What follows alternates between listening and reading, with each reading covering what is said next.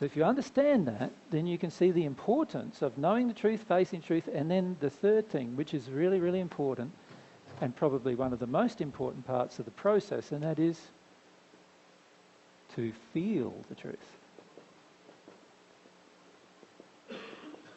Right?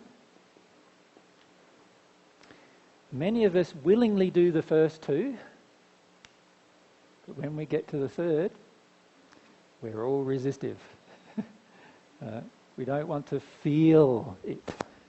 So, we'll go, oh yeah, my mum, when I was 5, I just went up to her and said something. She just belted me across the face because she was just angry.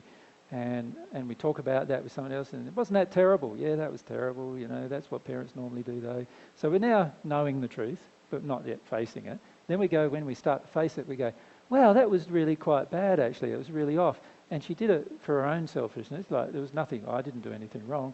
And we start facing that, yeah, that was the truth, that she did the thing wrong, not us. But what comes next? Feeling about it. Now, most of the time, we don't want to feel about it. We'll talk about it. And do you know what I've found? The more you're talking about something, the less you want to feel about it. So if you find yourself talking over and over to different people about the same subject, that's the subject that you don't want to feel about the most, generally. Right? It's when you stop talking about it, and in fact the reality is you will stop talking about it when you start feeling about it, probably. Because once you start feeling about it, talking about it feels cheap. Does that make sense? When you start feeling about it, the feelings are so powerful that you can't describe them anymore. So talking about it feels cheap then. Yep. Now, what I find with regard to abusive situations, is a lot of people who've been abused know they've been abused. A lot of them have faced the truth that they were abused. In other words, they have faced the abusive treatment. They know that it happened. And oftentimes they have tried to prevent those people from abusing them anymore by withdrawing from their life and so forth. So they're facing the truth about it. But they still haven't yet felt the truth.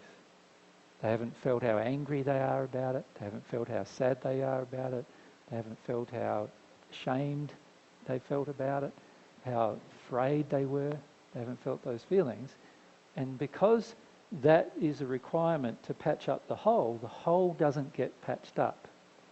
And when the hole doesn't get patched up, there's a gaping hole in that location, and that then allows more people to do what was done to you. And this is where we need to be willing to feel. Remember the definition of humility. Be willing to feel every single thing.